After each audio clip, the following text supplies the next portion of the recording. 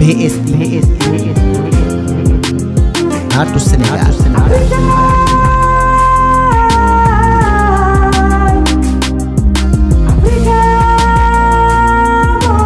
Naatu Sénégal.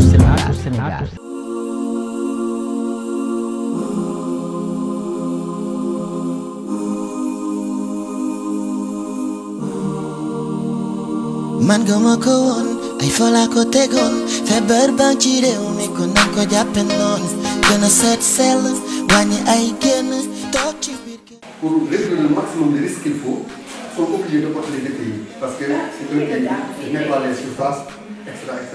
Chacun a son code.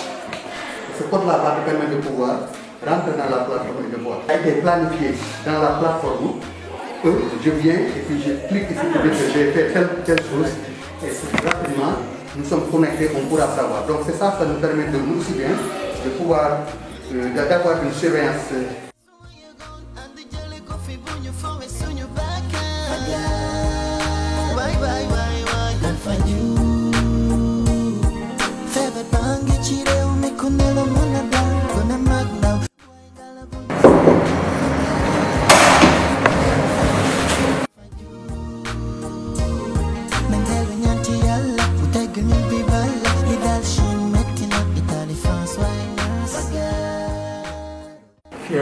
Fièvre la commencé.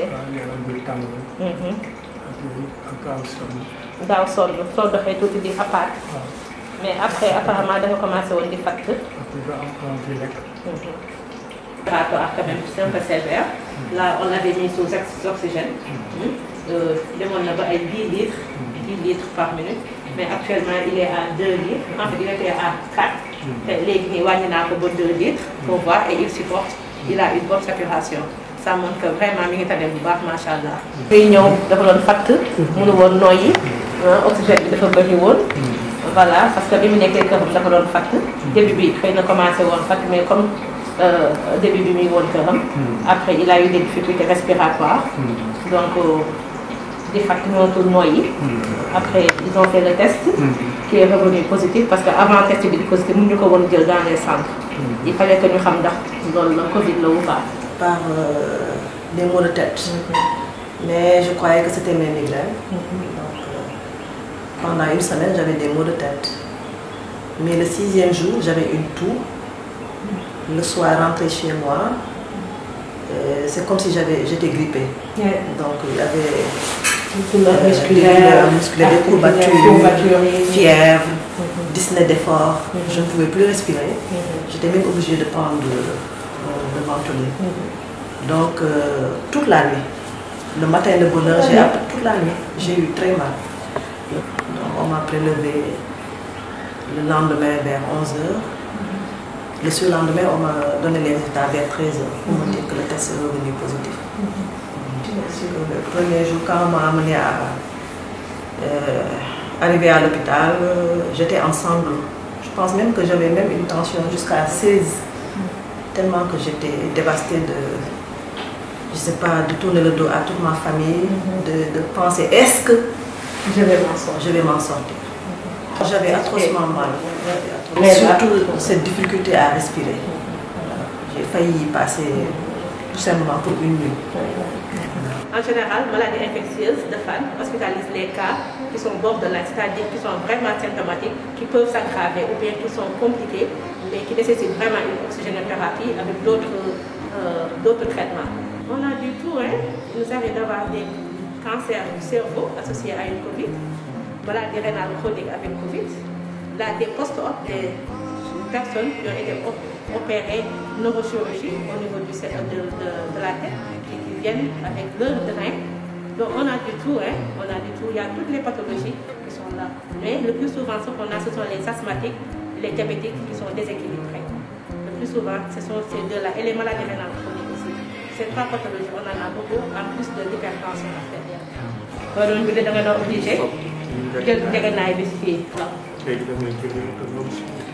Machallah, il est autonome, il est sans problème, alors qu'avant il était obligé de tomber. Quand je vois les Sénégalais qui sont dehors en train de dire n'importe quoi, ou bien quand je regarde la télé, je vois les Sénégalais disent que Ouais, il n'existe pas. Là, vraiment, ça m'étonne. Ça m'étonne.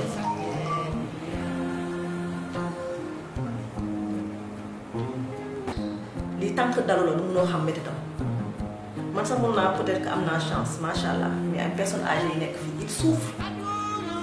Ils souffrent. dangay jékki-jékki gis fi malade jékki-jékki nga laajte malade ñu ne ñu ngi réanimation loolu nekk na si xol même suñu xalaatulee ñoom peut-être que dara du leen tax mais dañu xalaat ñeneen ça c'est de l'égoïsme pur et simple soo xalaatulee sa bopp nga xalaat ne keneen yow peut-être que yow am nga Covid bi mun na ñëw jàllal nga dem mais am na koo xam ne Covid bi moom suy ñëw mu koy jàpp. Pensez à ces gens-là de grâce suñu xalaatu seen bopp nañu xalaat suñu mag yi nekk si biir kër gi. Ils souffrent comme c'est pas possible. dafa neex nga ñëw tey j'avais un jeune de 13 ans qui était là. qui est ressorti j'étais contente. waaw kay la génn. sama xol dafa sedd tey ba ma ko gisee parce que. papa man fi ba léegi. papa man fi ba léegi fi la fekk papaam bàyyi ko fi papaam bàyyi ko fi mais j'étais contente j'étais heureuse bi ma gis bi ma xëyee tey gis lal bi vide ma laaj infirmière bi ma dem na ñibbi. dañ ci dugal moo tax parce que denc moo gën a bon. yow nga gis ay kilifa nekk mu dal la si sa biir bopp yow nanguwoo loolu am da ngay nax sa bopp rek dana gën a bon mooy mag bi nax boppam yow boo nga teel ko intégré su ñëwee nga xam ne noonu la nga góorgóorlu dem fajo bi ñu gën te am na ñaari docteur macha allah sant yàlla ñu ngi def lu ñu mën ñu mënul tam lu ñu jéem xam ne yàlla mooy wér ñoom dañuy jéem rek yàlla mooy wér. gaa naqar moom dese moom mënuma ko gis moo tax ma ci profité waale remercier cellule appui psychologique bu ministère de la santé docteur Aboussi ak toute son équipe parce que vraiment ñi ngi def liggéey bu macha allah bu jaar yoon.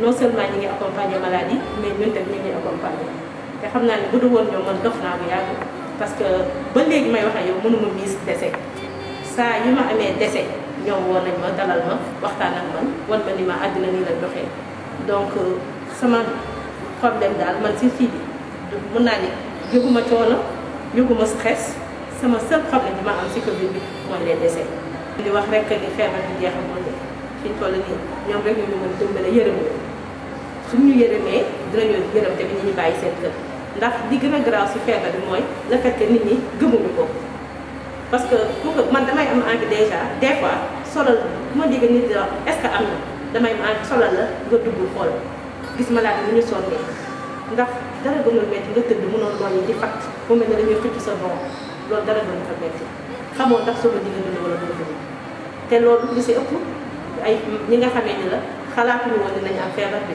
parce que pour ñun l'enfer c'est les autres comme ni ñuy wax pour ñun daal dara duñu def donc ak stigmatisation bi nit ñi lu tax ñuy ragal dem hôpital parce que dañuy ragal ku leen joxoñ alors que feebar bi jombul kenn gis nañ ci autorité yu bëri yu feebar te di ko wax dinañu feebar du mag bu ndaw du borom xaalis bu baadoola bi du kilifa aada du kilifa diine donc jombul kenn donc bu ñu defee loolu suñu xel ni feebar bi soo ko xamee sañe soo njortee ne da nga feebar teel jël sa bopp mën nañ la teel jël en charge nga jóg si loolu baax na mais jeunes yi surtout parce que fi nekk nii c'est le relâchement total nit ñi comme ni ñuy wax naan dañuy dund ak virus bi bien sûr dund ak virus mais nan la ñuy dundee virus bi dundee virus dañu war protéger ñi nga xam ne dañuy vulnérable dañu war protéger mag yi protéger bi nga xam ne même bu ñu dul mag am nañu yenn feebar seen yaram ñooñu Covid bu leen jàppee maa ngi aussi mën na leen yóbbu donc man daal sama problème mooy jeunes yi nga xamee ni gëmuñu ko wala mag yi nga xamee ni gëmuñu ko te feebar bi ngi fi lu am la lu leer la. Et je remercie tout le personnel de SMIT. Vraiment, ils sont adorables.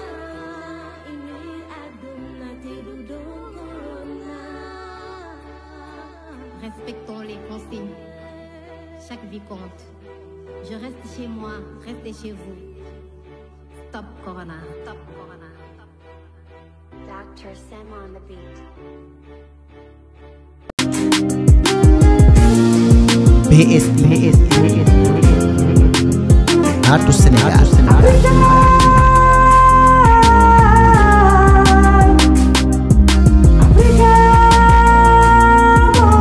Ratu Senegal